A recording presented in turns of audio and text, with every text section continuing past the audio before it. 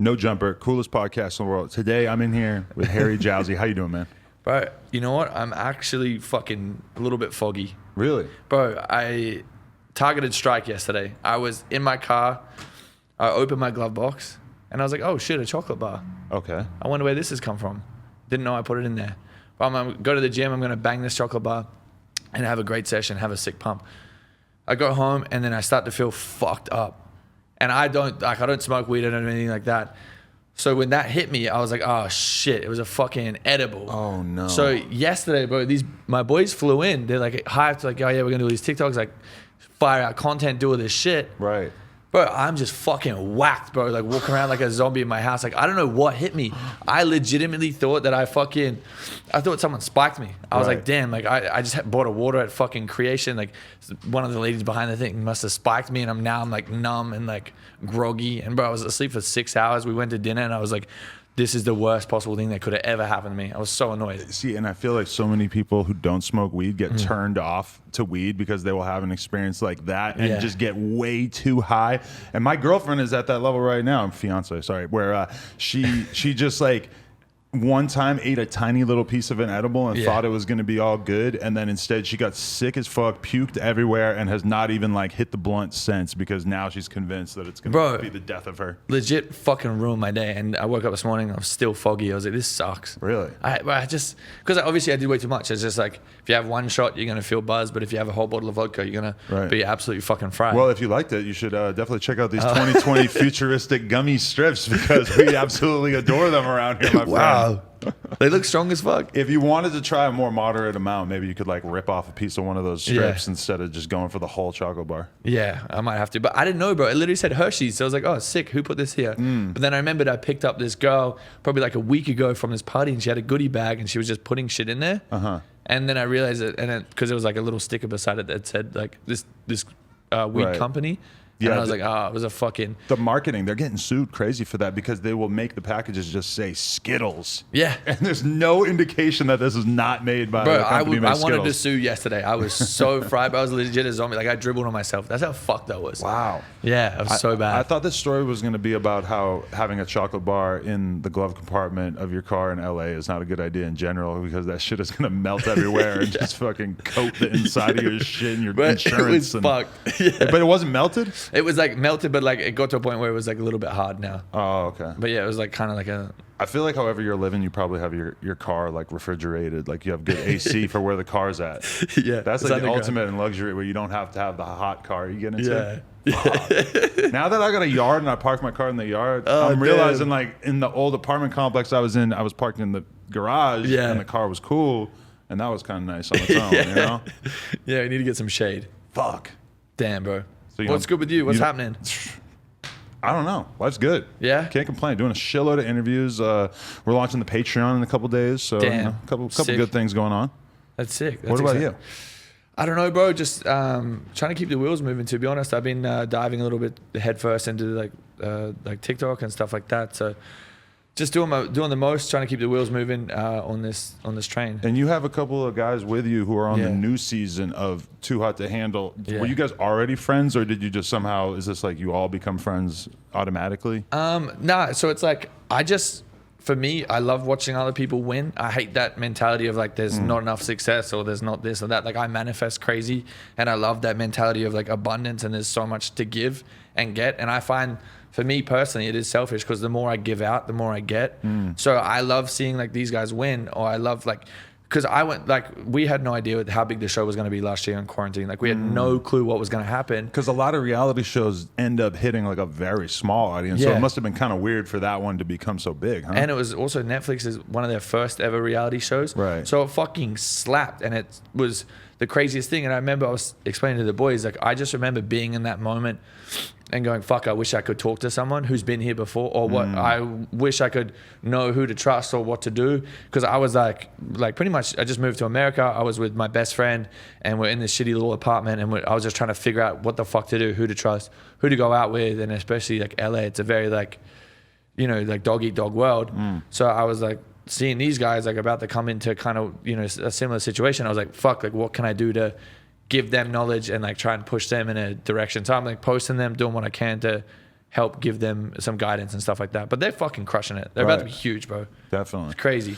Yeah. So, that's so crazy though, that you were like filming that show the whole time and you really didn't know like what effect it was going to have on your life. Cause now we see it and we kind of take it for granted. Like you should have just known the whole time that this was going to be that big of a thing for you. Bro, like we could not have predicted. It was the #1 show in the world for like 2 weeks. Wow. I had no idea, especially in quarantine. Like who the fuck would have guessed that this show would have come out while everyone was at home? Right. It was a crazy shit, bro. It was wild. Was there a part of you, and I really don't mean to be rude when I say this, but was there a part of you that when you showed up, you were like, I wish I had gone a little harder in the gym leading up to this? Because you're in great shape, but it was like everybody else who was there, like all the dudes were like a little bit more chiseled, and I was like, damn, if Harry had like 2 weeks hard training, he could have been really, really flexing out there. Looking back, I would have done trend straight up. I would have just gone in fucking juiced out of my mind, bro, because they were big boys. Like I went, bro, look at it this season as well. I was saying to them, I was like, damn, I'm fucking glad I'm not on that cast. Like it's some big boys, bro. It's like,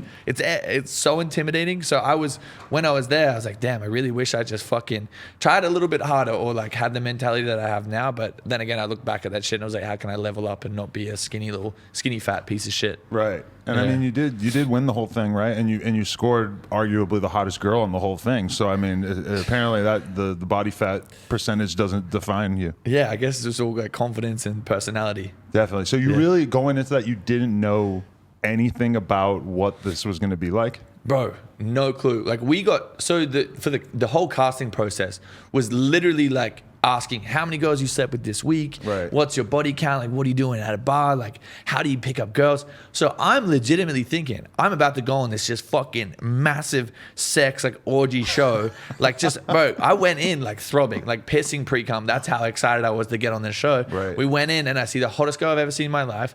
Everyone around me is just bad as fuck. We're drinking, we're having a good time. And then when the rules got dropped, they cut it out, but I was crying, bro. I legit was a mess because I was like, you're going to put the hottest person I've ever seen in my entire life in front of me and then tell me I can't do what I'm genetically designed to do, and that's reproduce with this person. Like all I want to do is like reproduce. And I couldn't. You were crying. I cried, bro. I was a mess. I've never had to cry because I wasn't going to be able to fuck. But I mean, I could see it, you know? Well, I don't know, bro. If you got told that you weren't allowed to have sex for a month, though. A month. Yeah. And you really couldn't jerk off? Nah. There was just cameras in the bathroom or what? Everywhere, bro. Because that was the only thing I could think of as like the only way I could survive this is if I was able to just deplete my body of jizz repeatedly throughout the day. Because also you're just standing around wearing bathing suits. Yeah. There's nowhere for Mr. Happy to go. And also there's like the challenges and shit that we do. They're legit like you have to tie each other up. Like you have to learn about someone else's body. Like, bro, you couldn't even put your leg up and like try and jerk one out while you're asleep because the microphones are so fucking toned into where you're at. Like they legit could. I remember seeing one of the sound guys like whisper into a pillow to test it, and he's like, "Oh yeah, we got it." I was like, "Damn, bro!" Like I couldn't even like, bro. There was one moment when I got sucked off, and I thought we got away with it, but I just couldn't stop laughing like all night. Like I was. Because when I come, like, I don't know, for some reason I just giggle. Yeah. So I'm like giggling in this room full of people. And then we just got absolutely fucked. And then watched the video back and you could hear it like slurping it up. Holy shit. Yeah. You got to just pray to God for a wet dream. Yeah, bro, honestly. That's like the only relief that you can imagine. You used to have wet dreams when you were a kid? Yeah, bro, all the time. I had a couple of them. Yeah. Only a couple before I learned to jerk off. I had one where I legit woke up and I was like shaking. I was like, damn, that's crazy. I was having sex with this famous singer on a piano. Right. It was a vibe. Wow. It was crazy. Take me back. Yeah. I wish it come true, bro. It was crazy in my dorm room. Yeah. So okay, during the process where they're like evaluating you and feeling you out, because like I was talking to my girl and she was like, you know, like if they just put me in a house full of random people, like what are the odds that like I'm really gonna want to hook up with? But I'm like, you gotta think like they're curating the people to be hot, and not to mention hot, but like mega single, mega flirtatious, mega down to hook up. They're not putting some girl that's gonna want to wait fucking 3 weeks to get into it. They're gonna pick girls who are actually gonna be in the moment, right? Yeah, they legit pick the horniest people. And also, you have to realize, like, you're on a reality dating show. So there's also that thing in your head where you're like, okay, well, I need to find someone if I want to make this work and if I want to be around for the whole show. So, like, what can I do to, like, try and double down? And then, obviously, when you're getting to know someone, you want to have sex. Like, it's human nature. So, like, when that comes into play, like there's no way of holding. But I would like to see any of my friends try and survive that shit. For real, you didn't have anybody who gave you any kind of advice going into it? No, I legitimately thought I was going on like an orgy show. Like I was so ready to just start my fucking porn career by just get my meat out online. See, I was thinking that this is an interesting concept for a show, but it would almost be a better show if you guys everybody gave in and it was just like available on, OnlyFans, and you guys were just all hooking up the whole time. Yeah, I just I don't know how well, like especially for strangers, like people who haven't had a taste of this life. I don't know. I feel like that would be a great show. I'm pretty sure I did see something like that on Pornhub. There's definitely like people kind of sort of doing that, but like with the production quality of Netflix and then just making porn. So you really thought you might have a porn career after this? If you hadn't blown up? Yeah. Wow. Yeah, because again, like the whole process was just like asking about sex life, what do you do in bed, like all this stuff. So I was like horned up going in. Like I was so excited. Right. Yeah. Probably half the girls you meet these days have OnlyFans though, right? Yeah, it's so good. Shout out to that. Bro, it's so great because I subscribe before I like hang out with them. Really? I have to check it. I also have to know what's going on. Like, are you having sex online? Like, what's happening over here? Like, I need to see the whole shebang. I know I'm old school because, like, there was a girl who was around this podcast recently. Somebody who works for us actually copped the OnlyFans, and like, it hadn't even crossed my mind. And then he cops it, and he just like pulls me aside. He's like, "Yo, do you see this shit?" And I'm just like, "Oh my god!" Like, it didn't even cross my mind to spend the $10 and go check out what she was working. You with. have to, bro. Yeah. It's. I don't know. Like, I just get so excited about when I see that stuff as well because I'm like, damn, I want to see how freaky you are. Like, what's going on? Definitely. So I always support the OnlyFans girls. Do you just lie to yourself constantly and think that you're actually capable of getting into a relationship, even though you know that this is just not happening? No, I try so hard, bro. It's so difficult in this city because everyone just wants to have sex and have a good time. But like, yeah, I've been trying a little bit. I just trying to chew through as many people as I can to find the right one. Do you feel like, because this is how I always felt about myself, is that I would just meet random strippers, random girls at the bar, and I just like fall too hard, but then like very abruptly it ends. Like I would just always be the dude who would meet a girl, we have a few drinks together, all of a sudden I'm telling her my life story, I'm eating her out, I'm going crazy on her back home. Damn. And then it's just not a real thing. Like it's just, I snap out of it the next day. I'm the worst when it comes to that because I'll get drunk, I'll be like, I want to get you pregnant, like I want to marry you. Bro, there was this girl that was like legitimately seeing on New Year's, and I was telling her like, just please get off birth control. Just please, like I'm begging you, just let's have a kid so I can figure this shit out. And then literally a week later, I was like, damn, I never want to see her again. Right. Like it was so up and down. I'm the exact same. Yeah, because one thing you realize is that having a kid is not like a really good like manifestation of your sexual energy. Like in reality, the pregnancy is kind of like inherently like not the most sexual time afterwards, and they have the baby. Like they're not really in a super sexual mood for a while. It's very like. Yeah, I have to stop saying that because it's so bad, but especially when I'm drunk. That's why I'm trying to like slow down on my drinking because I legit will try and marry anyone. I'll try and like get everyone pregnant. Like it's the worst. God damn. Yeah. So recently, did the Francesca thing become a real thing again, and then now it's not? Yeah, it's difficult, bro, because the relationship has been so much pressure and energy put into it. So she just come back off a pretty hectic breakup, and she was getting a bit of heat online, and I know she wasn't doing okay. So I reached out because also I had like a whole bunch of weird shit happen to me in one day that made me like think about her, and I just was like, I'm gonna squash everything that happened in the past year. I apologize for the stuff I did, and I was like, I just at the bare minimum just want to be your friend and move forward in this sense.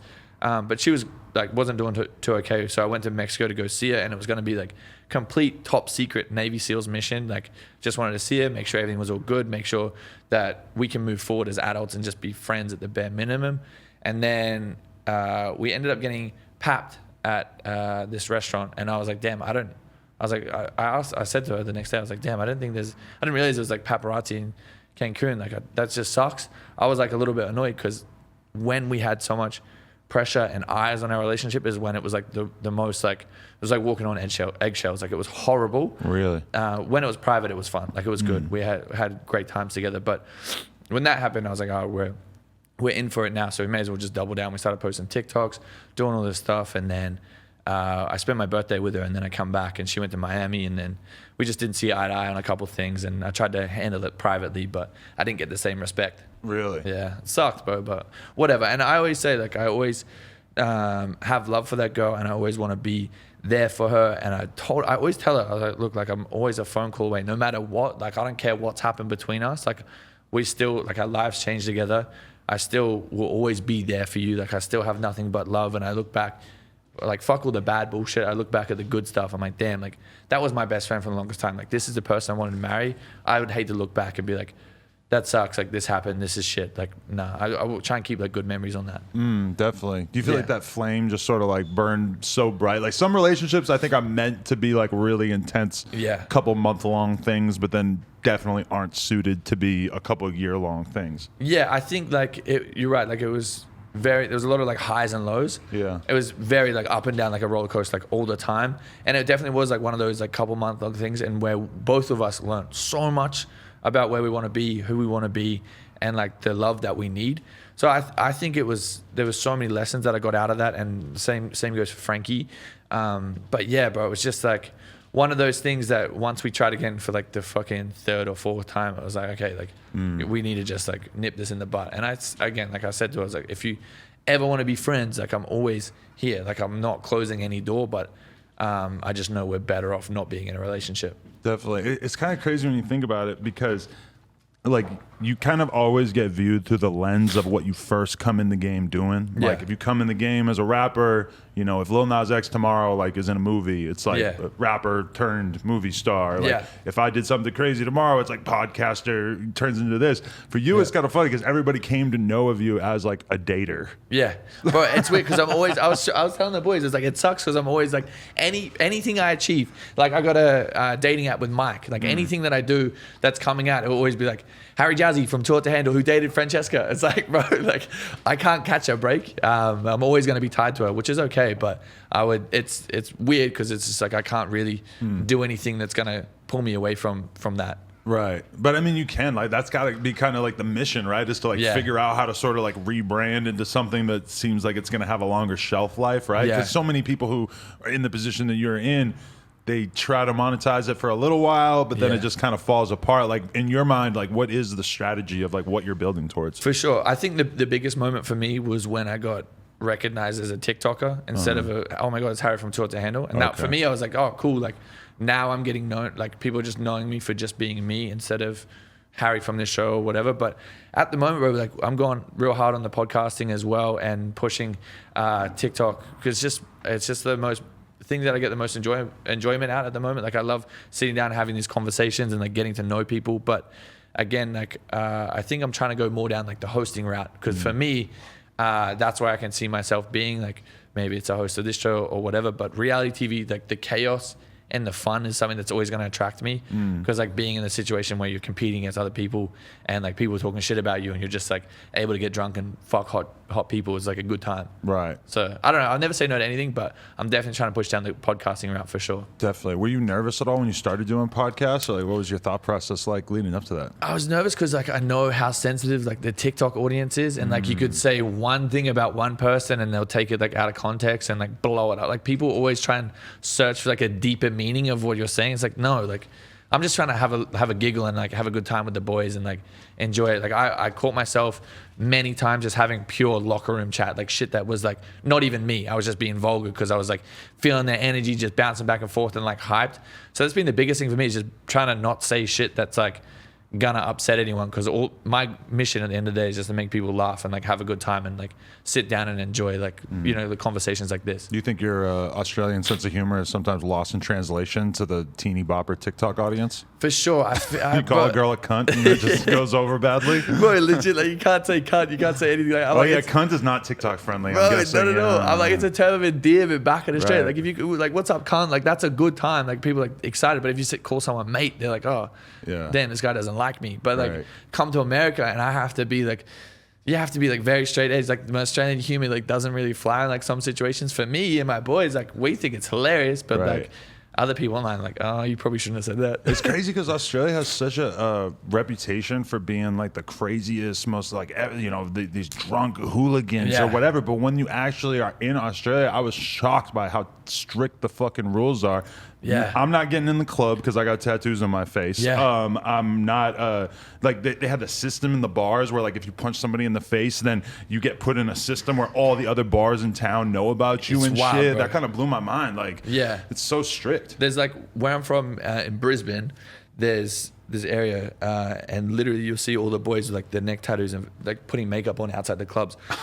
Like painting their shit, bro. Like all these guys like fully just have like foundation and everything on because they won't let them in because what we have back there is like our bikies are our gangs. Right. So like all the bikies like tatted up and stuff like that. So they're like, hey, we're going to limit like fighting because we have like a lot of people just getting knocked out and killed. Like a lot of people getting hit from behind. That's why I heard like they changed the time that the bars close from like 2 a.m. until like midnight because like a guy got punched in the face and killed. Bro, so many people get killed. There was actually one lad recently in New Zealand, and they haven't done anything about it. I think now they're starting to overturn some laws and stuff like that in New Zealand because. Bro, there'll be people like just walking around. They'll just want to fight. Like it's a weirdest. Like here in America, you can't do that because someone will just be like, okay, cool, I'm gonna shoot you. Right. But like in Australia, like no one's got guns. Like no one's got weapons. Like so people just want to test their toughness and just try and like beat the fuck out of each other. Right. And it's sad, bro. So I think that's why they're like so strict on that shit. But you come to America, like no one's gonna try anything because you'll end up getting fucking shot. Right. Did you growing up were you like getting in scraps all the time? Was that just normal shit? Bro, all the time. Like it was like I'm surprised my nose is as cute as it is because it's been broken so many times. Like go out to the clubs. Like I remember one time I would just be drunk. I'd just jab someone and just see what happens, and I just end up getting fucking jumped. And be like, all right, sweet, that's how my night's gone. Like people just do it, bro. Right. Especially 18, you feel invincible. You're just like fuck this because that's when you can go out. Like you can be out and about when you're 18, especially with your boys, and you're just like fuck, pinging, having a good time, going crazy. Right. I was just getting reminded too of like how crazy it was at the music festivals out there because you're at a music festival, you don't smell any weed at all, which that fucking, oh damn, I almost got that fly. You don't smell any weed, but then meanwhile, everybody is rolling their fucking faces off like zombies coming out of the woodwork. Like I obviously you go to Coachella or whatever, you see plenty of people on drugs, but it's not like that where it feels like everybody is fucking wild, bro. It's crazy. And it's weird because in Australia, there's so many cops and undercover cops. Right. And like to get into a festival, you usually have to walk through a lane of police and sniffer dogs and shit like that. So once you get in there, it's like to see people so fucking rocked is crazy, right? But Aussies just get amongst it. Like they're fucking wild. Yeah, they figure it out. It's crazy, bro. Because it's like, all right, one guy explained it to me in terms of Australia. He said there's very high moral character in Australia in the sense that like, he said like you could leave your bike right here and nobody's going to take it. You could leave it here for fucking 3 days. Yeah. Which I'm not sure if that's an exaggeration or not, but he's basically saying like people just kind of like tend to respect each other, respect the law or whatever. So it is kind of weird in Australia whenever you see something that sort of contradicts that. It's weird, bro. I remember like when I growing up, my parents would just leave the keys in the car, leave the car on, go to the bakery, like go get a pie, like just walk around, go get the newspaper. It's weird, bro. Like it's so different, and like no one wears, like where I'm from, no one wears shoes because they're right on the beach. Right. It's very relaxed. And you come here and like everyone's got their shit locked up, like worried about stuff. Like one of my boys had a gun pulled on him just for his watch. Like it's crazy. Really? Yeah, but Australia's just way more relaxed. Just out in Hollywood that happened? Yeah, it was on Melrose. Yeah. Oh, but it wow. turns out it was one of the guys that he grew up with, and he's like, bro, I'm not wearing my watch. And then they found who he was, and now he's locked up. So sad, bro. Wow. It's crazy. That's crazy. You haven't had a meat pie since you got out here? No, you guys don't have them. I think there might be a few places that have them, but definitely not with the efficiency that they got them out there. Bro, they're so fucking good. I'm missing it. My boys posted on their fucking story like last week of them eating a meat pie. I was like, holy shit, like that's just, I miss that shit, bro. It's so good. I knew a dude who had a meat pie shop in like Orange County. Yeah. He like started it. He's like a BMX dude who knew a lot of Australians. Damn. Went out there, started a meat pie shop. I'm pretty sure they didn't last and they're closed down. So, bro, it's just you guys just don't cling onto it. You don't enjoy it. I don't get that. It's like culture, bro. How could you have anything against that flakiness of the pie? You know, it's like you can't just put sweet shit on there. You got to have the meat in there too. Bro, right? it's so good. It gets me so excited, bro. Right. Can't wait to go home. Definitely. How do you feel? People react to you in your Australianness out here? Like what it feels like Australia is like a mystery to the average American. Like they just really don't have much of a foundation of knowledge of what's going on out there. Bro, I saw this TikTok of this guy explaining that Australia is fake. I was like, bro, what the fuck is going on? Like it's just, some people just, I guess they're in their own little worlds, but I'm kind of lucky because I can get away with more shit. Like I can say some like vulgar, like wild shit or like do something and people are like, it's okay. Like he's Australian. Or maybe Right. I'm just cheeky. Like, I don't know. Do you think it's kind of like bizarre that I'm sure you have girls tell you all the time that they just like your accent? Yeah, and bro. that's like a huge factor in them being attracted to you, right? It's the weirdest thing is like, it's just the way I talk. Like I could be saying anything. I was talking to this Russian girl. She's like, I got no idea what you're saying, but it's turning me on. I'm like, that's enough for me. Right. Like, perfect. Yeah, what is that? Isn't that bizarre? It's crazy. But then again, I also get it when I'm me to go who can't speak English and I'm like, fuck. Like this is crazy. Okay, but you hear a girl with like a typical LA accent, does that spark something in your brain? I'm like, ooh, that's hot. Yeah, I get a little bit excited. I'm Okay. like, oh damn, like this it sounds like I'm in a movie. That's what I was telling my girl too when we were watching Too Hot to Handle. I'm like, bro, I can tell you these people are gonna fuck each other. They all have accents. Yeah. Like to each other, they all have accents. It gets me And going. That's just gonna make it happen. I don't know why. Yeah, it's also something about an English accent really fucking makes me want to cream in my pants. Really? The English does it for you? Yeah, bro. Fuck it. Just I feel like proper and professional. It feels like I'm going like a lawyer's office and like It does, they're doesn't sitting it? me down with like a cup of tea and just want to fucking get their back blown out. It's funny because I think to a lot of Americans, they can't really tell the difference between an English accent and an Australian accent. No idea, bro. Yeah. It's sick. It's awesome. I just have a mix between both of them. I was like, just pick which one you want. Right. And I'll do it. For sure. So when you were growing up, like what kind of shit were you like interested in? What kind of kid were you through high school and shit before you inevitably entered into this dating circuit? Bro, I was a piece of shit. Really? I was the worst. Yeah, I was legit just the scum of the earth, just wanker, just the worst child. Like Wow. I got kicked out of the school that I was in Australia. I threw like a big riot party, which changed some laws in my state. Like I was the worst, bro. And then my parents like, okay, you have to go to a different country. So I went to school in New Zealand. And then I got kicked out of that school 2 weeks before I was meant to sit my final exams because I went to the sister college and streaked with my friends. And we thought it was like a chill day, like no one's going to be there. Turns out the fucking mayor's there, there's police officers, like it's a whole school assembly. And we're in like pink G-strings and balaclavas. Like, oh, no one's going to realize it's us. But we're all like football players and like tall as shit. And like, oh, it's fucking Harry and the boys, like, and we just got fucked, bro. I had to live in a tent for 2 weeks. Because of that, they made you live in a tent? That was the punishment? Well, my parents like, we've spent enough money on you. Like, Okay. you can figure it out. So I went and bought a tent and like lived in a park. Holy shit. Yeah. I love how Australia just kind of has to like pawn people off to New Zealand from time to time. Like, is that like accurate? Like people sort of like switch back and forth. Yeah, like, bro, it's weird. Yeah, it's just everyone's going back and forth all the time. But there's so many New Zealanders that live in Australia now, just because the opportunities are more so over in Australia. right. Yeah. I watched this streamer All In Pav, who's like a poker player, and they banned poker in Australia. So boom, he just moves to New Zealand and just Damn. like restarts his whole life. Why do they ban it? Because they can't tax it? Just online, there's all kinds of crazy ass rules out there and Stupid, shit. bro. Yeah. Yeah, that's wild. Madness. Yeah, different. What do you like? Compare the New Zealand experience to the Australian experience. Though, was there like intense culture shock for you making that transition, or is it pretty similar? It was pretty wild because like there's a lot of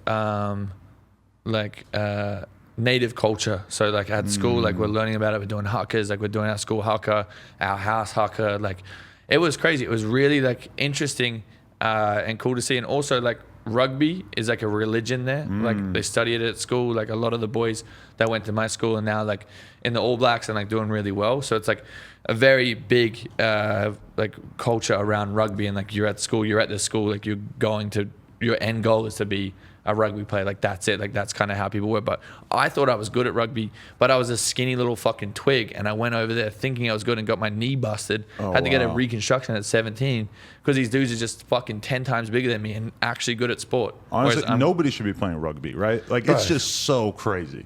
so much fun though. It, But it gets it so looks fun, violent. but it just seems like insane. Like I had a roommate who played rugby like Yeah. all through fucking like after college for years and years. He played rugby, and I'm just seeing him come home just destroyed Bro, all the it's lit. time. And I'm like, how can you continue to justify doing this, Bro, dude? it's so violent. I fucking love it. Bro. It's so much fun. But it's not like hockey. Hockey's terrifying. Yeah, but those are like fights that just sort of like go down from here and there. Like it's not like most of the hockey game is dangerous, right? But then like in rugby, Right. it's like the brutal. Like we have American football, but these guys are dressed like the fucking Terminator. They're like RoboCop out there with these suits on. The rugby dudes might as well be fucking naked and just smashing skulls. Bro, it's lit, especially being in the ruck and shit like that. But especially like the team that I was in was like the really shit team, so people would just fight.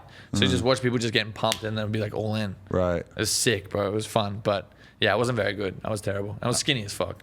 Compare dating someone, like going on a first date to interviewing somebody for the first time? Because like when I was listening to the Lana Rhoades one, I kind of, and I know obviously that's your boy's ex, our boy's ex, but you know, is it kind of like it's kind of like similar, right? Like that So feeling similar, of going bro. on a date with a girl / doing an interview with a girl. It's like you're kind of doing the same thing. Well, I feel like I'm getting good at dating now because of the podcast. Because you sit down and the whole goal of the podcast is like, I need to learn about this person and what's going on. Make you feel interesting / Yes. really actually pull something interesting out of you is Yes. like the podcast thing, and that's basically kind of what you're doing on a date. Yeah, bro. Like I'm a pro dater now. Yeah, I felt bad from that Lana interview because I went and saw Mike like the next day. He's like, oh, I don't care. But I was like, ugh, I still feel horrible. But I feel like Lana needed that to talk about what's going on in her world because she's been getting so much hate, bro. It sucks. It sucks to see. Right. And I think like her becoming a mother is definitely something that she needs. Like she was so excited, and it's good to see her like glowing and like hyped about having a kid. Yeah. It's awesome, bro. No, I'm definitely super happy for her. I mean, her and Mike they weren't made for each other, right? No way, bro. It was like, that's why I said to Mike as well. I was like, it just seems, if it seems more toxic than good, then it's probably not the right thing to do. I mean, it's probably not that different from the thing with you and Frankie, where you know you're like there's the mega attraction, there's like this instinctive like draw, but then at the end of the day, like, are your personalities really gonna mesh that good? Yeah, and also I find that like having like public interest in a relationship really fucking twists it, bro. Like, it does, huh? Having the energy, like people was putting their thoughts, like you'll be out and about, like, yeah, here's like someone will come up to you like, yeah, I hooked up with her, or I did this. And like, oh, I don't want to hear it. Like, I don't really care about that shit, but like, I'd rather not hear it. Right. You know, it was difficult, bro. I don't think like my next relationship will be public. Like, I'll keep that shit so on lock. But it's crazy because you have to have the choice between dating somebody who you can completely relate to, who is famous and has that in common with you, or somebody who can't relate at all to what you're going through. It's going to constantly be kind of like lost in translation. They're not going to understand what you're going through. Like, think about how overwhelming the paparazzi shit is for you with somebody else famous. Yeah. Think about how overwhelming it would be for a girl who has to like go work at the mall the next day.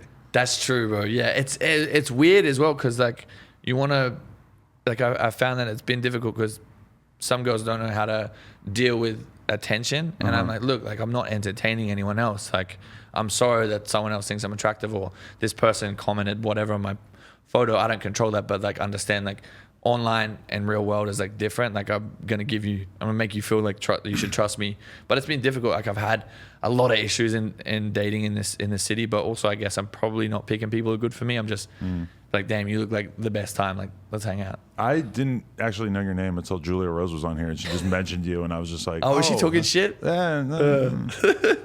She loves to talk shit about me. Well, I heard on Logan Paul's shit basically insinuating that you called the paparazzi on you and her. Yeah, I remember that day because I went to pick her up. I was like, oh, let's have some food. And then she's like, where should we go? I was like, fuck, I don't know. So we started driving. I was like, oh, I've seen my friends go to this place. So we pulled up. And then I remember when I first saw the paparazzi and I put my hat down, I was like, fuck, they're here. I was like, take my keys. I went and paid for it. And I ran the other way. But you didn't get that on the video, but I ran the other way. And then she went and got in the car and like drove around and got me. But I was like, I promise you, like, I did not call them whatsoever. It was a Hollywood fix. Like, he sees me everywhere. He's everywhere. Yeah, he's crazy, bro. I haven't seen him in a few years, but that guy, I mean, we used to see him just constantly everywhere. Yeah, bro, I don't get it. And I asked him one time, I was like, bro, how the fuck do you know where we are all the time? He's like, oh, people DM me. It's wild. Yeah, it's scary because like, trying to have a good like little meal with someone or like trying to enjoy it, especially if it's like someone of the opposite sex, then you're like fucking tied to them or like connected. But yeah, shout out to Julia. That was a whole bunch of fun. Did that level of fame kind of like just happen like overnight almost? Like all of a sudden when the show comes out, all of a sudden you're just dealing with this shit? It was so bizarre because that's what I was trying to explain to these boys is all our episodes dropped at the same time. Like theirs is split up over like 2 weeks. But it was the craziest thing because it slowly kicked off. Like all the episodes dropped. Like we started getting attention, and then probably like week 2 is when it just fucking like was like roaring to the point where I had to like call my friends like, please, like someone give me a Xanax. Like I'm about to fucking have a meltdown. I have to put my phone down because it's crazy. Like you're just sitting there watching your life change in front of you, like, and you can't do anything about it. Like I can't be like, oh shit, like I'm good now. Like I'm gonna go back and live on the farm and just hang out with my mom and the animals. Like I can't just be like, oh shit, like I'm gonna do that. There's now like millions of people that are like glued in and locked in on what the fuck I'm doing. So, bro, the day I hit 1 million followers was the day I hit 2 million. It was the craziest feeling. Like, we're having a party, like, in the morning, like, spraying champagne. Like, this is wild. Like, this is how cool it's going to be. That night, bro, I go to bed and it's like 2 million followers. I was like, what the fuck is going on? Every single day for a month, I was getting 2 million story views. Like, it was the craziest thing, and I didn't know what to do. That's why I'm, like, so glued to these dudes. It's because I'm like, yo, like, I remember that feeling, and I was like, didn't know what was coming, and I didn't know, like, I was so anxious, I didn't know where to move or navigate. And I'm like, I just don't want, like, good people to have that stress or whatever. Like, I want them to be like, yo, it's fucking, like, call me at like 3 a.m. and be like, yo, this is what's going on, I need a vent. Dude, because, okay, I, like, sometimes people will be like, oh, like, I just saw that you followed me or whatever, and then I think in my head, I'm like, there's so many people that I don't notice that they follow me, because even though my account might get like 1,000 Instagram followers a day, it's like I'm not going to look through 1,000 accounts per day to see if there's anybody's name I recognize. Getting 2 million followers in a day is bro. Like, you just your account is useless to you basically, because it's going to take you a fucking lifetime to go through. It's wild. Even just the most popular people that are messaging you that go to the top of the inbox. Like, that's just, I can't even imagine what that must have been like. Bro, it was like, again, like, just overwhelming to the point where, like, I really valued, like, putting my phone down and, like, going and sitting on the roof. Right. And, like, just having a moment and just, like, yo, just real life, virtual, like, just take a step back and, like, come back to earth. Because, bro, like, seeing that shit is just crazy as fuck. Because, like, a lot of people, like, it's gradual over time. Like, you start to, like, figure out your niche, you figure out what's going on. But, like, reality show is just, like, boom, and then it's just, like, slow, like, gradual, like, chill. But so it was bizarre, bro. I think I've been, like, very blessed that, like, I've got really good people around me, and I've kept, like, my same circle, and I've kept, like, good people around me this whole time that I can really navigate my way now. Was your attitude at that time, though, I need to lean into this and do shit to go more viral, or like do shit to make even more news, more headlines? Or is your attitude like, I'm just going to fall back and just try to be very scarce right now because this is also overwhelming? I tried to do as much as I could. Like, I was like, I need to be seen everywhere. I need to push it as much as possible because I know it's not going to last forever. I know this attention isn't going to be here forever. What can I do to be seen on TikTok, Instagram, like YouTube? I was trying to push out as much shit as I possibly could to be seen everywhere, and then just figure out like what worked for me and what didn't. Like, I was posting every single day on Instagram. That shit was difficult. I was posting like 3 or 4 times a day on TikTok, like trying to push merch, trying to do this, like waking up. And I had a rule that I would never say no to anyone. If someone DM me like, yo, let's do a TikTok, or like Hype House is like, yo, come over, I'll be like, I'm never saying no. Like, even if it was like 4 people in a day, I'd drive around everywhere to try and like collab and like keep the wheels moving, because I found that a lot of like reality stars just stay in their little bubble and they don't really push out like and do anything like different or try and be seen elsewhere. So that's why I went so hard on TikTok, or was like trying to meet other influencers, because then I learned shit from them that I wouldn't have figured out, because it's just all happening at once, like in a month. But like, you know, there's a big difference between like your friends and the people who want to do content with you because it's going to benefit their brand at that moment. Like, is that even entering into your head of like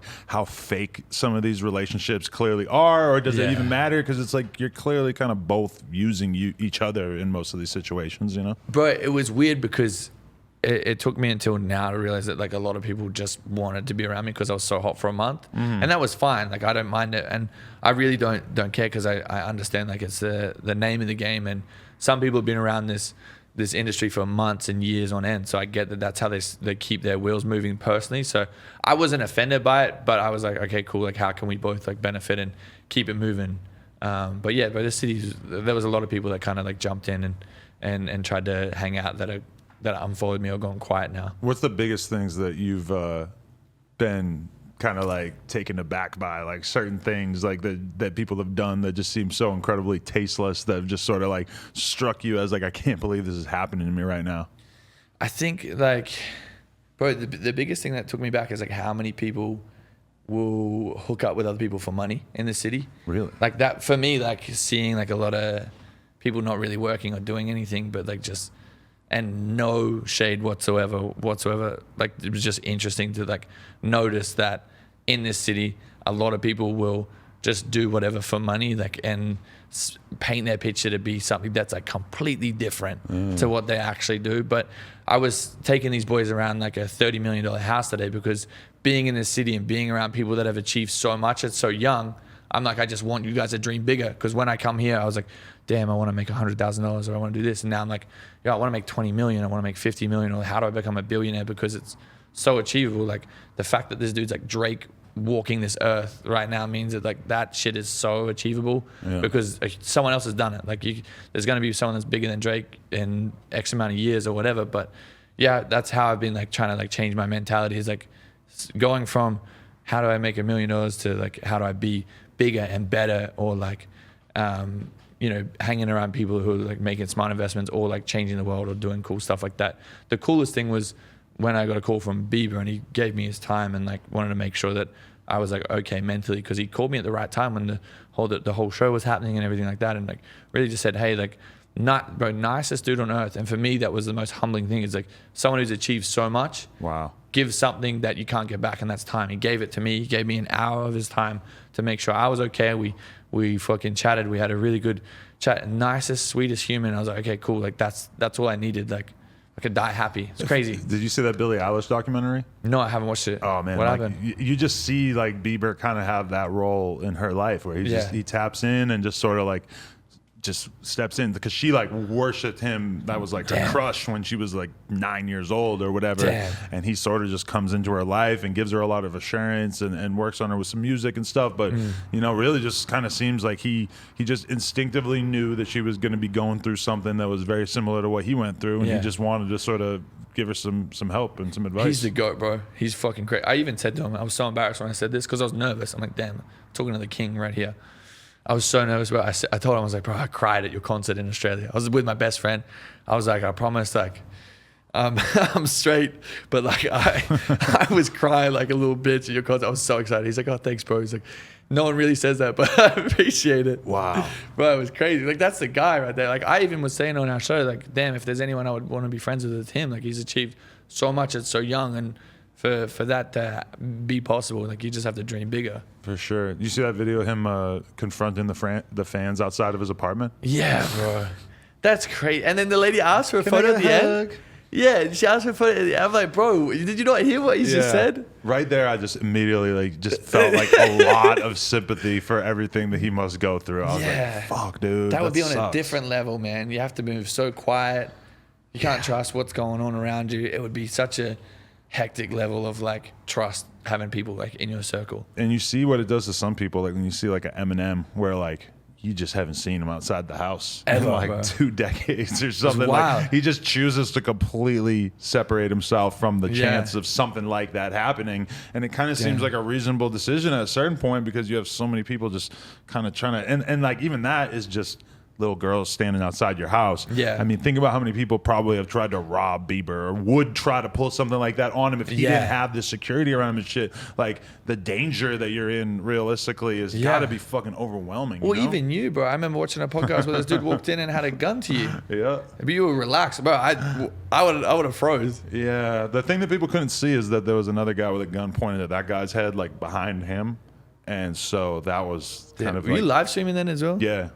Damn, dude. That was a weird part, that I didn't have to like clip it and put it on my Twitter. It was like 500 people had already put it on Twitter, so I just got to quote tweet one of them. Did your shit go viral after that? Yeah, I was on like, you know, I was on like Inside Edition, all these news shows and shit. The weird reality of it though was that wasn't a real gun. So like then I immediately like felt like so relieved, but obviously in the moment I like actually thought this was happening. You know? But you were so calm. I was like, damn, this guy's been through some shit. 'Cause I'm on live stream, so I'm not wanting to look like a pussy. So I'm kind of like in my head, there's like part of my brain is focused on like, nah, like this has got to be a joke or something. You know? Damn, bro. I couldn't imagine, man. I probably would just freeze. Yeah. Yeah. But how the fuck did this dude get in? Because obviously this place is way more secure. Yeah, they were just like bringing food into the back of that. That was when we were in the bike shop on Melrose. Right. Which, when I think about it now, I'm like, holy fuck, Melrose is so crazy now. So crazy. I could not have fucking be pulling that off right now. But yeah, he just kind of slipped in. Damn, bro. You don't, are you aspiring to be drenched in designer at all times, like Austin McBroom? Are you going to be rocking mad chains and shit, or is that not really you? But I made my first like big watch purchase the other day, or like last month, and I was like, ugh, like it's not really me. Like I don't, because I also hang out with a lot of business people, and they're like billionaires or dudes who have actually like made it and done shit. I'm like, like you're just wearing Allbirds and like very relaxed and like sweat. So for me, it was like I was hanging out with influencers and they're like drip down designer and like wearing like bust downs and this and that. And I'm like, is it real success? Like, I don't know. Like, it's just, and also like a lot of people mismatch their designers. Like they'll be wearing like a Gucci top and like Louis bottoms. I'm like, that just doesn't work. Like, but I can't talk. I got terrible style. But I was just like, yeah, I personally, I don't see myself like going down the route of needing to be like trying to prove something or like having mismatched designer. Yeah. Like yesterday I interviewed this record executive, Steve Rifkin, who discovered like Wu-Tang and all this shit. And I was wearing basketball shorts and I was kind of thinking in my head before it started, like, fuck, like, am I underdressed? Like, what the fuck is he going to come in here wearing? Yeah. And then he comes in, he's worth like $500 million or some shit. He comes in basketball shorts. And I was like, perfect. all right, nice. Yeah, I'm on the right path. Yeah. Yeah. Yeah, legit. I don't know, bro. Like, I also, like, I'm friends with people who just, every bit of clothing is designer. I'm like, just bro, I shrink every shirt that I have in the washing machine. So Right. like I'm terrible at this shit. So for me to like stress about a $650 shirt is just like, it's just not even worth it. Yeah. Just go to Boohoo, buy it, or like wherever, go to No Jumper, and get a nice like comfortable hoodie. That's how I feel too. Like, can you imagine me coming on here and spending mad money to wear Gucci, to promote Gucci when I could be wearing my own shit, to just tell people to buy my shit? Or one of my friends' clothing companies. Yeah. There's all kinds of brands, bands, like all kinds of shit that I would actually like want to rep on my shirt. It's the designer thing's weird to me. And the designer shit isn't even comfortable, bro. Yeah. It's not comfortable. It's not fun. You're the whole time you're wearing it, you're stressing if you're gonna spill sauce on it. Whatever. Just get a No Jumper hoodie. You'll be comfortable. I love this guy. You can spill sauce on it. You can cum on it. Like, who cares? You can do whatever, really. Yeah. Use it as whatever you need. No, I used to think that, like, I used to look at people's Gucci shoes and think, like, those are badass. Yeah. And then I tried on a couple pairs, and I'm like, these feel horrible. Like, I'd rather wear any shoe than this. They're whack, bro. I have 10 pairs of Air Forces, Air Force Ones. Right. They're the best. I'm like, this is all I need. Like, I'll get them. I'll crease them. I'll get them dirty. I'll just chuck them out. And I'll get some new ones. Like $90. Random question that's popped in my head. Do they give you any sort of like advice or any kind of like blueprint to follow in terms of your career after this show? And did they like instruct you on like, are there any like endorsements that are almost like built into it where they just sort of approach everybody at the same time when the show ends? I think they do that with Love Island. I think Love Island has like their set in like partners and shit like that. We're very blessed with Netflix. Like, I guess it's good and bad because they just offer a lot of like support and like counselors and like making, because there's a pretty high suicide rate for reality TV stars, because you have to imagine like it's super hot for a month and then it completely like drops, like if you don't know what you're doing, if you don't want to keep the wheels moving, because it's like a lot of normal people with normal jobs and their lives change overnight and they're like, cool, like this is how it's going to be forever, and then it isn't. Like, you have to keep figuring this shit out. But we're very blessed with Netflix because they offer so much support. Like, even 2 years on, I still have people like from the production company from Netflix like texting me, like checking in, which is they're not even getting paid to do it at this point. They're just good people. Like, they're just really good people. But there was never like any set endorsements or like you have to work with this company, you have to do anything like that. It's just like, all right, guys, like go figure it out. Like, whatever path you want to take. Like, no one's really. And I guess like we're also I'm one of the first people from Netflix reality scene. So like, I guess they just go with the flow. That's why I want to help these guys as much, because I know a lot of mistakes that I made and the direction that I wanted to be in, but I couldn't figure it out at that point. So it's very good. But I guess it's like one of those things that you just have to like let people figure it out themselves, and then the gold will rise, I guess. It's kind of like Netflix christened 2 stars during the pandemic, you and Joe Exotic. Right. There's probably more too, but yeah, bro. Joe, he blocked me. What? He blocked me. What you say to him? I was hanging out with his husband. He come to LA, and it was me. We have the same manager, and we all had like dinner and like having a good time. Like, literally nothing crazy. Like, a couple stories like here and there. There's just like, and I guess he just doesn't appreciate. And I commented on one of his posts because he was coming at my manager, and he called my manager a pissant. And I just said, laughing faces like, oh my god, pissant. Blocked me. What the fuck? So this guy is currently married to Joe Exotic. I think so. Yeah, I think they're still married. But this guy needs to get over it and realize he's going to be in jail for a long time. Yeah, I don't know if he's getting out. Yeah, I don't think so. I think they tried to Trump get Trump pardon didn't work. After that, where do you go? Yeah, but he's pissed. He hates me. Holy shit. He probably hates me too, because I have publicly said basically that I think Carol Baskin got done dirty in that documentary. Yeah. He's the crazy person. I think she might have some issues, but I feel like her heart's in the right place. But like, but I just couldn't imagine owning like that many animals, especially like exotic animals, and like I feel like you'd have to be a little bit crazy. There's no part of you that wants to just retire back to Australia and just live on a kingdom of animals and. Well, that's what I have back home. Like my mum has, like she hoards like but she'll like just collect them to save them. Like she's got 2 pigs, Buzz and Bella. They just keep having kids. She's got like 12 horses because she'll just rescue like old race horses and put them on the farm. Has like 12 chickens named Margaret, one named Marcel, one named Sheldon.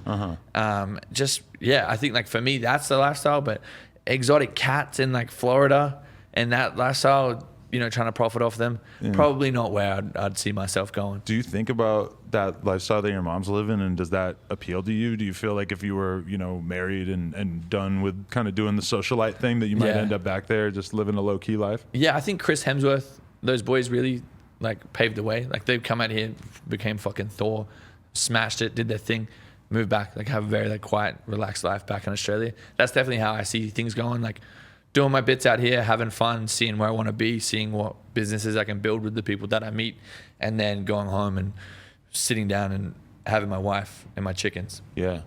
You think it's an Australian boy summer with you and Kid Leroy coming out? Bro, I met him, bro. He's killing it right now. He's such a nice kid as well. Yeah. Bro, I'd love to go home with him. Right. Like go back to Australia with him. That shit would be fucking crazy. Yeah. Cause I mean, do you think like to a certain extent, growing up in Australia, do you feel like America was just kind of ignoring your country growing up, kind of? Legitimately. Because they were, just so you know. Yeah, no, legit. That's the thing. Is like I feel like we're stuck in the 80s back in Australia. Like you come here and like it's like going to Mars. Like it's so different. It's like a different world over here. It's crazy. Right. Yeah, it's always crazy to me that like Americans just don't really seem to have the same appreciation for like England or Australian culture, even though it's like, to me, it just seems so similar, and like it should. There just should clearly be things from each culture that you can appreciate, but it just feels like Americans are so self-centered that they just kind of can't. They don't even want to hear somebody from like, the other side of America, never mind the other side of the world. Bro, literally, when I first come to America, someone was like, "I've never heard an Australian accent before in her life." She like was recording me because she's like, "I want to listen to this back." I was like, "Bro, why don't you just watch like an Australian YouTuber or like watch some Australian movies?" Like, I don't know, like. Go listen to fucking Hugh Jackman or someone talk about shit. Right. It's crazy, bro. Like a lot of people. How is my country so ignorant? I don't get it. Come on now. Yeah, it's wild, bro. It's wild. What are you aspiring to kind of do from here? Like, are you getting a shitload of offers for other reality shows? And does that seem like that's clearly not the move, or is that like a possibility? I've had a stack of offers for other reality shows, but it just comes down to like. I've got like a 5-year plan, and like for me, I'm like looking at someone like Ashton Kutcher, or like again like Chris Hemsworth, or someone in that sense, like, and follow what blueprint did they do, or like how did they make it? Like, because obviously Ashton Kutcher is like big time investor right now, and like he just kind of set himself up to just be chilling for a while for the rest of his life. So I kind of like look at him, and I'm like, do I get into hosting, or do I get like go down and do another reality show? Like I think it's inevitable that I'll be on another reality show because I have so much fucking fun on there, and I get excited about meeting new people and like being in a hot climate like with hot people. For me, that's exciting. But I don't know, like I'm really enjoying the podcasting right now, but I really want to get into like hosting and like doing like that punked type of vibe. Like I could see myself being like a young Ashton Kutcher, and then hopefully acting, but I just can't see myself being serious. You can't see yourself acting? I feel like you'd be natural at it. Really? I mean, I don't know anything about acting, but yeah. Yeah, I don't know, bro. I just feel like it'd be so difficult to try and put on a serious face in the room for like 20 people like with cameras, and I feel like I just fold under pressure. I was just seeing that Young Thug has like a big movie role coming out. Really? And that to me is like, if you, like I never would have imagined that, but then I was thinking I seen Young Thug acting with Gunna on Dave, the Lil Dicky show. Damn. And he was it worked, and I'm like, damn, anybody could kind of be an actor. Like I always kind of thought that some of the weirder rappers I know just like wouldn't really fit into that world, but I feel like if they could do it, you could definitely do it. Yeah, bro. I feel like you have to be very comfortable with being like a little bit weird and like hectic in front of people. Yeah. Yeah, bro. I don't know. I should probably start taking lessons, stuff like that. But it's also hard for a reality star to transition into acting because people look at us and they go, whatever, like you're a reality star, you don't really have a talent or anything like that. Do you already feel like you're kind of like butting heads against that stereotype? Because I don't feel like people put that on like YouTubers or podcasters so much, but somehow the reality star thing is like people just inherently believe that you're going to have a short career. Yeah, I think I feel like I've been very blessed with like doing podcasts and shit like that, is that people get to realize that I'm not like the crazy chaotic piece of shit that I was on the show. Like, because I was also on a show, like I'm trying to win it, I'm trying to fall in love, I'm trying to not give a fuck about anyone but me and my girl. So for me, like a show persona, like you only see 10% of someone's like personality, whereas like real life, and that's why I've been like doing as many podcasts and like meeting people as possible, as they realize that, oh, okay, like I'm not a crazy like fucking lunatic that I was on the show. Like I'm a little bit more relaxed in that sense. So it's, the reality stars definitely don't get a good fucking run. It's probably because like Jersey Shore and Geordie Shore and all those shows are pretty fucking wild. Like they were crazy. So people were like, oh, dumb reality stars, dumb, young and hot. Like, yeah. I remember, Bondi Beach? Yeah. I think that's the beach that we were at, and I don't know why this just popped in my head, but there's one part of the beach where there's like a pool at this like hotel, and then like the beach is right there, and it's kind of like this weird part where like the beach sort of like meets the pool, and it's very aesthetically pleasing. And I was just there with a couple of my friends and my girl, and we saw so many Instagram girls take photos at this one little corner. Insane, bro. Over and over and over. I was like, gorgeous. How many fucking hot girls could there possibly be in this fucking area of the country? Sydney, bro, is just a different area, bro. It's crazy. I feel like I'm gonna have to marry an Australian. Do you think so? So they're just gorgeous, and they have great personalities, and they're a little bit more carefree back home in Australia. Interesting. They're more than happy to leave the house not wearing makeup. Really? There's nothing against American girls or anything like that, but I found like being at home is where like everyone's a little bit more chilled. Do they strike you as kind of high maintenance out here? Yeah, I think I am getting I'm getting a little bit sassy, to be honest. It's all getting to my head a bit. Really? Yeah, I think I'm a little bit sassy. Like, but are the girls like when you look at like the female behavior out here, is it kind of like wow you some of the shit that's considered normal compared to where you're from? Yeah, bro. Like, I don't know what it is, but there's this girl I was seeing, and she, bro, legit like would have, and again, nothing wrong with getting work done to your body, but she had like 3 BBLs. Like it was crazy. She's like getting upset that like she was getting like fat here or whatever, and didn't want to work out, just wanted to get surgeries. For me, like that shit's crazy, because back home in Australia it's very rare for people to have like surgeries. And again, like I'm not trying to shame anyone for doing that stuff. Like I think it's completely fine. I think it's hot. Yeah. But back home in Australia, like people don't really care so much about that, and people are more than happy to leave the house without makeup on or whatever. But I guess people also like preparing, you never know who you could see in a street out here. Like you could meet fucking Leonardo DiCaprio or whoever. But no, that shit freaks me out though, where, I'm not gonna lie, like the BBL thing as well, definitely like catches my eye in the club. I'm gonna be looking at it, whatever. Yeah. But then like sometimes we're watching a rap video and there'll be 15 girls in the video, and every single one of them has the same. Yeah. And I'm just kind of like, bro, like, does this even matter if you're all doing it? Like, what is this? Like, what is becoming of humanity of this if everyone has to do the same surgery? Like, if everyone's doing it, it's just not cool now. Like, let's go to the gym. Let's get some squats in. But that's kind of how I feel when I'm looking at, like, they have, like, fitness competitions or whatever, because I used to pay attention to bodybuilding a little bit when I was super into lifting weights, and I would notice that with, like, the women's fitness shit, too. I'm like, you all have the same fake boobs. Like, they're the same size. You all have them. Yeah. What is this? Honestly, but I love fake titties. But your show is like your own is exactly the same too. I'm like, all these girls have the same boobs. I'm like, oh shit, it's exactly the same. But I love fake titties. Yeah, I'm not gonna deny it either. But hey, it's a weird world we live in. Yeah. What's going on with Larsa Pippen?